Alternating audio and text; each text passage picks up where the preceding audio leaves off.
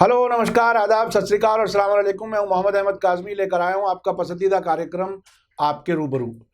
देश में जिस तरह के हालात हैं, सीएए के खिलाफ जो प्रोटेस्ट का सिलसिला है पूरे देश में अलग अलग तरीके से हो रहा है और कई स्टेट की सरकारों ने कहा है कि हम अपने यहाँ एनआरसी को लागू नहीं होने देंगे और इख्तलाफ है, पॉलिटिकल इख्तलाफ है। और इस सारे प्रोटेस्ट में एक बात बहुत दिलचस्प ये है कि सिर्फ मुसलमानों का प्रोटेस्ट नहीं है, बल्कि पूरे देश के अलग अलग मज़हबों के लोग सभी इसमें शामिल हैं।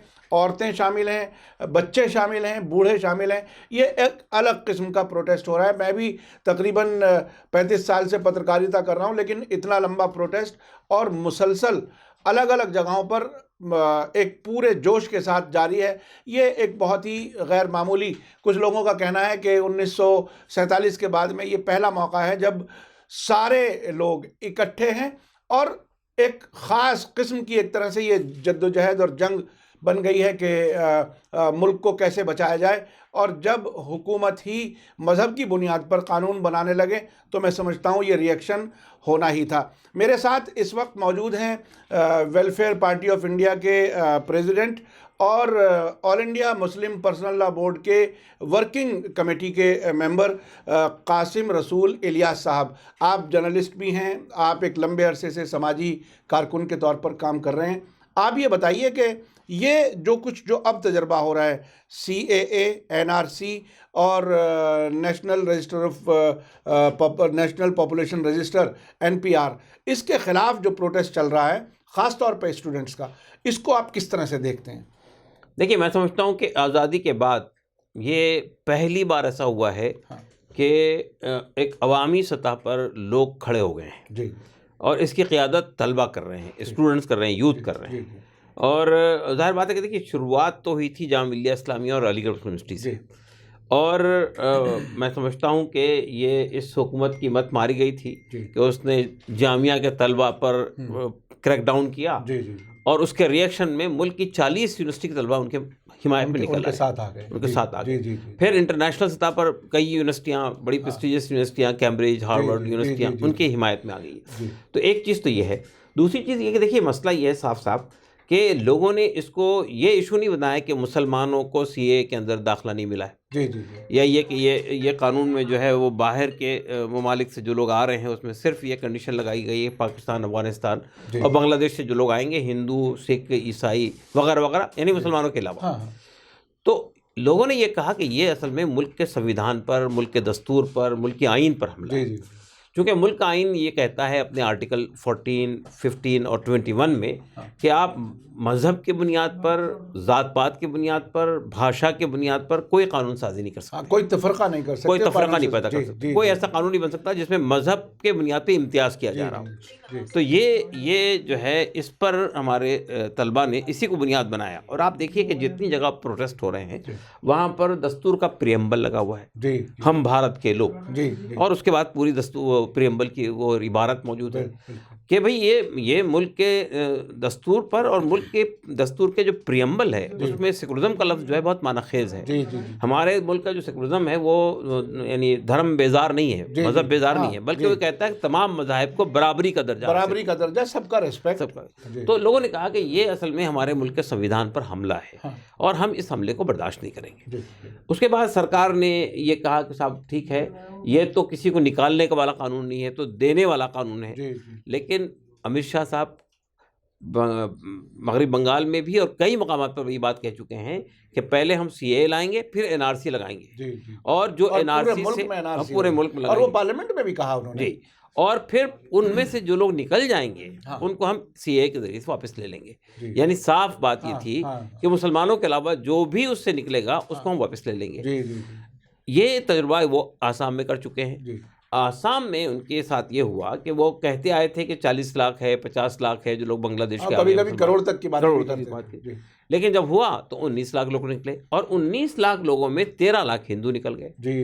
इनकी परेशानी ये है, हाँ, इनकी परेशानी ये है कि इनका जो वोट बैंक था वो निकल गया, हाँ, और बाकी जो बंगाली हिंदू है वो कह रहे हैं कि नहीं साहब पहले ये वापस आएंगे, हाँ, तभी बात होगी। जी, जी, तो पहली प्रायोरिटी इनकी यह है कि सीएए के जरिए से वो उन लोगों को वापस लाना चाहते हैं। जी, जी, लेकिन खुशकिस्मती ये है कि आसाम की जो आसामी हिंदू है जी, वो उसके मुखालिफत में खड़े हो गए। जी, जी, तो ये मैं समझता हूँ क्योंकि कि उन्हें एक तजर्बा हुआ है, एक लंबे उस एक्सरसाइज से, उस तकलीफ से गुजरे हैं वो लोग एनआरसी के उसमें, और उन्होंने एक तरह से मुसलसल झूठ इनका देखा है।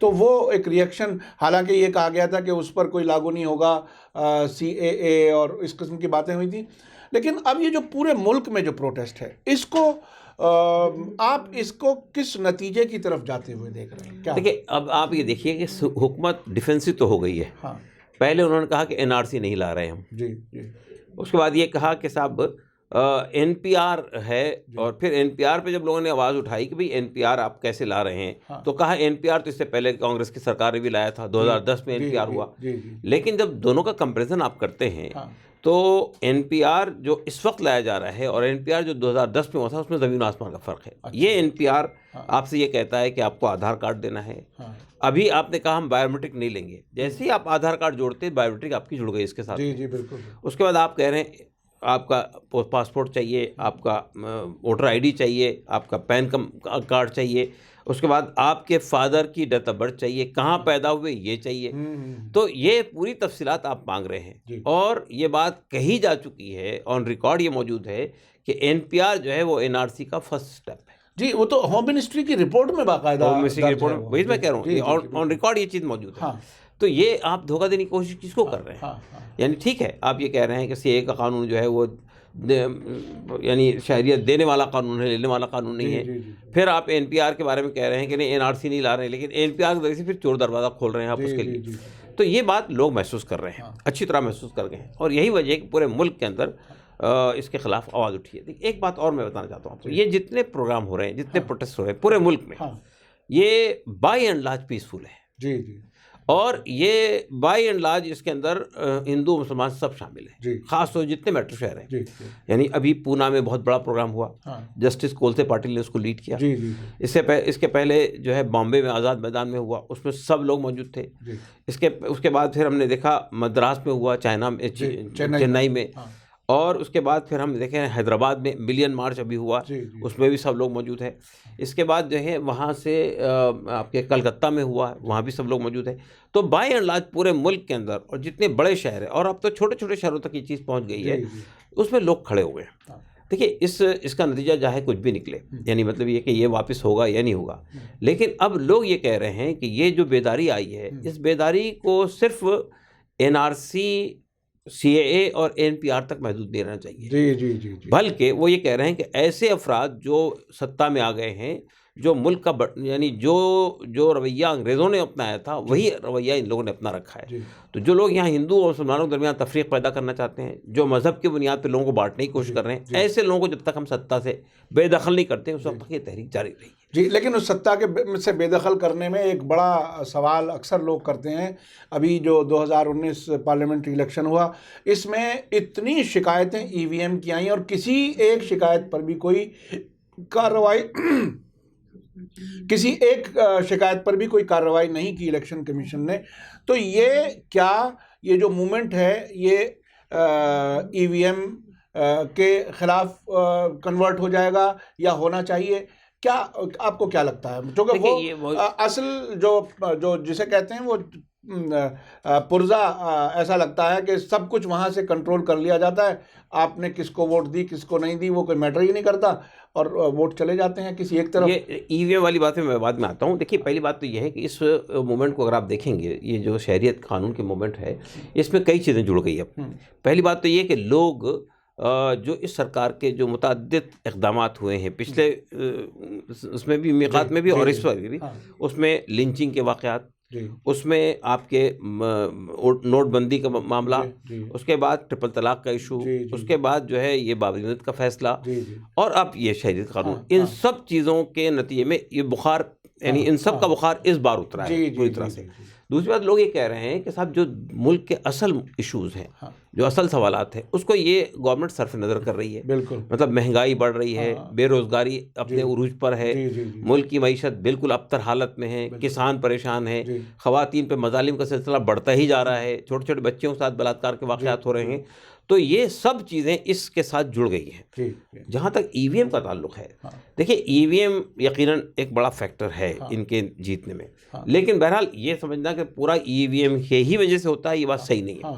देखिए एक बात तो ये है कि लोग ये महसूस करते हैं कि अब जहाँ थोड़ी सी अपोजिशन पार्टियों के अंदर यूनिटी पैदा हुई, आप देखिए छत्तीसगढ़, मध्य प्रदेश, राजस्थान, यहाँ पर इनकी सरकार उलट गई।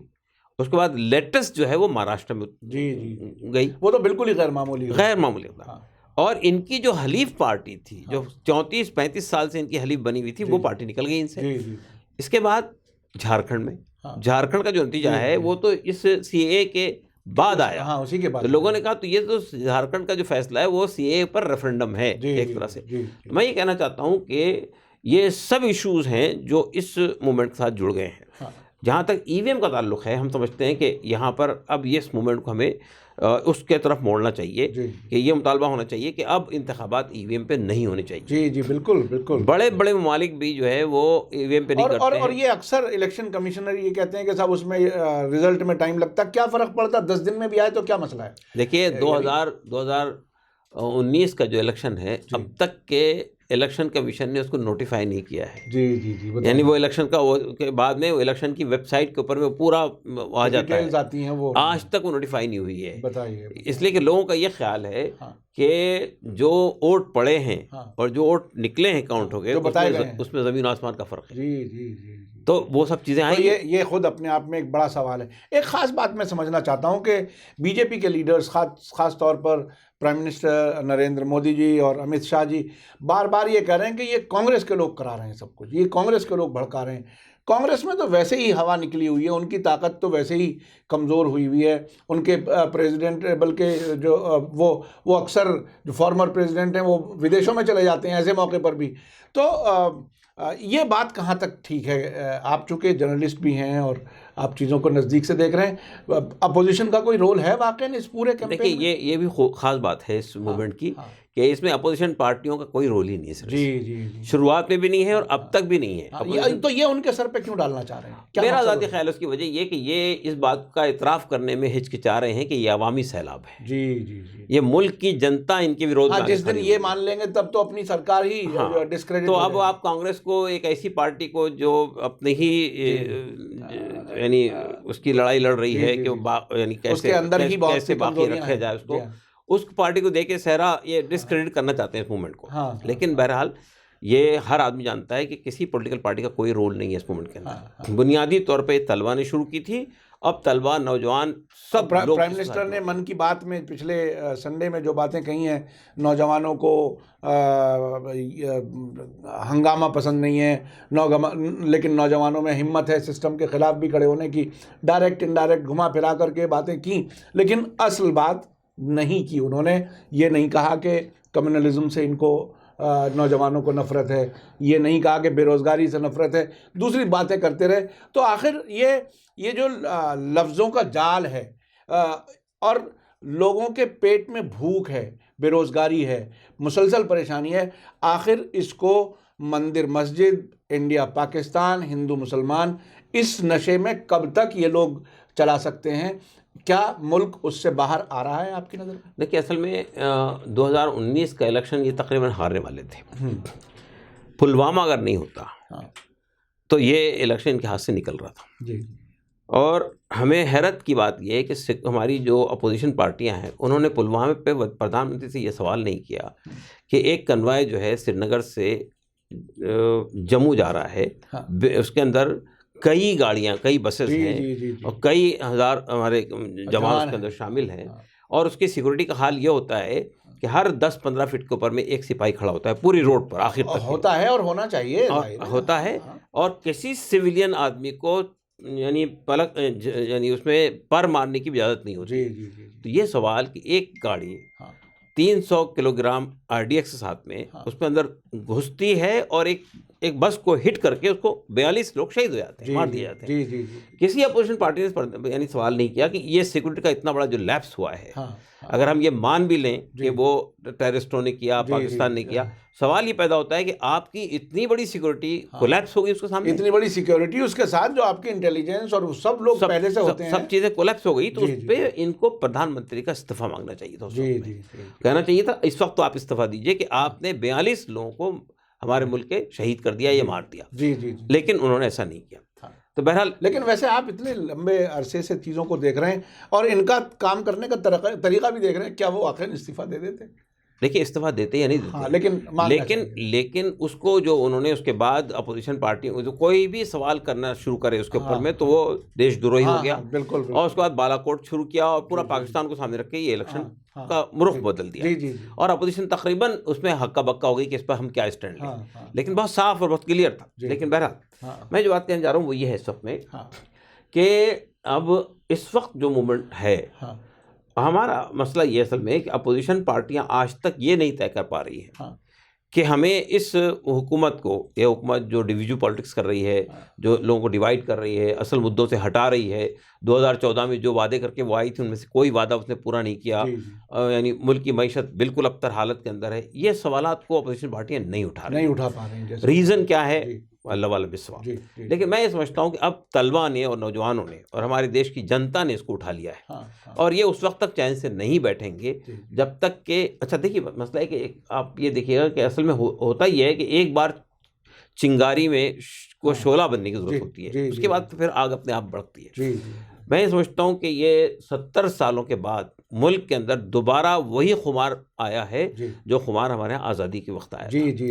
ऐसा कुछ लोग बाकायदा कह रहे हैं कि ये इसका एक बेहतर नतीजा भी है कि तमाम मज़ाहिब के लोग इकट्ठे हैं कुछ इश्यूज़ को लेकर के, और उनमें कोई कम्युनल रंग नज़र नहीं आ रहा। जिस तरह से बीजेपी मुसलसल कोशिश करती रही है, इतनी कोशिशों के बाद भी नौजवान उससे काफ़ी हद तक आज़ाद है। ये एक बहुत ही मुस्बत चीज़ है। तो इसमें बहरहाल आप उम्मीद पा रहे हैं आगे क्या लगता है? एक बात मैं बताऊँ आपको, मन की बात में एक बात प्रधानमंत्री ने एतराफ़ किया, आने वाली सदी जो है, यानी ये सदी अब जो है वो नौजवानों की सदी है। यानी उन्होंने मान लिया कि अब ताकत जो है नौजवानों के हाथ में आ गई है, और वो जिस तरफ उसका रुख मोड़ देंगे उस तरफ वो मुड़ जाएगा। देखिए मसला ये है कि ये अगर ये हुकूमत बीजेपी की हुकूमत अपने एजेंडे के नाफिज करने के मामले में अगर कुछ साल और वेट कर लेती और यहाँ के बुनियादी सवालात पे तवज्जो देती, लोगों के जो बुनियादी सवालात हैं, 5 साल उन्होंने जैसे ऐसे काम किया, लेकिन अगर आइंदा 5 साल आने वाले में अगर वो बजाय कारपोरेट्स और मल्टीनेशनल कंपनीज़ की वो करने में अगर आम इंसानी समाज के बुनियादी सवालात को हल करती, तो अपोजिशन जिस हालत में है इस वक्त में, ये इनको आसानी से हटाना मुश्किल। बिल्कुल। लेकिन अब इन्होंने अपने ही पैरों पर कुल्हाड़ी मारी है और अपने एजेंडे को हेस्टली नाफिज करना शुरू करने की कोशिश की। पहले उन्होंने जो है वो 370 को ख़त्म किया, कश्मीर का इशू तकरीबन ख़त्म हो चुका था और कश्मीर हिंदुस्तान के साथ में एक तरह से इंटीग्रेट हो चुका था। 370 एक नॉमिनल चीज़ थी जो कश्मीर को हिंदुस्तान से वाबस्ता करती थी, और ये कहना कि कश्मीरियों को ये आज़ादी है वो आज़ादी है, 371 के तहत नागालैंड, मिज़ोरम, ये तमाम शुमाल मशरक़ी रियासतों के पास इससे ज़्यादा आपने खुद मुख्तारी दे रखी है। बल्कि वहाँ कश्मीर में जाने के लिए आपको किसी इंटरनल परमिट की ज़रूरत नहीं पड़ती है, लेकिन नागालैंड जाने के लिए, मिज़ोरम जाने के लिए आपको यानी वो परमिट लेना पड़ता है। अच्छा। बगैर परमिट के आप इंटर नहीं कर सकते हैं। तो आप सोचिए, और नागालैंड के लोग तो कह रहे हैं कि अब हम वीज़ा लेंगे, वीज़ा लगवाएंगे आपको। तो इस तरह की बातें हो रही है और उनके सामने आप सरेंडर करते जा रहे हैं। अभी आपने कहा कि ये जो CAA है ये मशरक़ी रियासतों में नहीं लागू होगा, तो आप सरेंडर करते जा रहे हैं। और आपने कश्मीर को सिर्फ ये दिखाने के लिए कि हमने कश्मीरियों को इंटीग्रेट कर लिया और कश्मीर को पाकिस्तान से छीन लिया, ये करने के लिए आपने एक खामखा की हरकत करके कश्मीरियों को आपसे अपने से बज़्ज़न कर लिया। और वो कश्मीरी भी जो आपके लोग थे, यानी जो हिंदुस्तान के दस्तूर के तहत इंतखाबात में हिस्सा लेते थे, उनको जेल में भेज दिया। उनकी जो हुर्रियत की लीडरशिप थी उनको नज़रबंद कर दिया। अब पूरी लीडरशिप मिलिटेंट के हाथ में चली गई।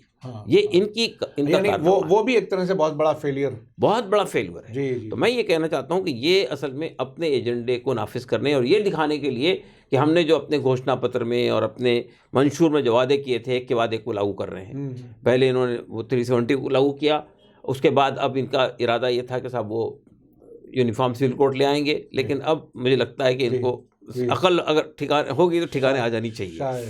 तो मुझे उम्मीद है कि बहरहाल ये जो मूवमेंट है, इस मूवमेंट को हमारी कोशिश भी यही है, ये मूवमेंट उस वक्त तक कंटिन्यू रहनी चाहिए जब तक कि जो मुल्क के सामने असल मसाइल हैं, असल इश्यूज़ हैं, उन सब इश्यूज़ को वो उसका हल निकाल ले। और देखिए बुनियादी तौर पे लोग ये कह रहे हैं कि फस्तायत के लिए, फ़िरका परस्ती के लिए और फासीवाद के लिए इस मुल्क में कोई जगह नहीं है। ये मुल्क हिंदू, मुस्लिम, सिख, ईसाई सबका मिला जुला मुल्क है और इनकी कुर्बानियाँ हैं इसको आज़ाद कराने में, सब लोगों की कुर्बानियाँ।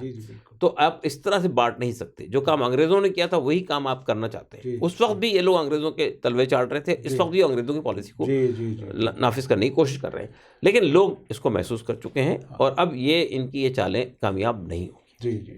बहुत बहुत शुक्रिया कासिम रसूल इलियास साहब, आपने बहुत ही तफसील से आपके सामने फैक्ट्स रखे हैं और बताया है कि ये अब फिस्ताई जो ताकतें हैं वो कामयाब नहीं होंगी और नौजवान लीड करेंगे इस मुल्क को। जो स्टूडेंट सड़कों पर हैं वो और सारे मज़हब के लोग एक साथ इकट्ठे होकर के मुल्क की तरक्की में काम करेंगे, आगे बढ़ेंगे। मैं समझता हूँ कि उसी लाइन पर पूरा मुल्क चलेगा तो तभी मुल्क तरक्की कर पाएगा। और जो लोग भी बांटने की बात करते हैं, तकसीम की बात करते हैं किसी भी सतह पर, चाहे वो मज़हब की सतह पर हो, मसलक की सतह पर हो, वो मुल्क के दुश्मन ही हो सकते हैं, दोस्त नहीं हो सकते। इसी के साथ मुझे दीजिए इजाज़त। धन्यवाद, शुक्रिया। जय भारत, जय हिंद।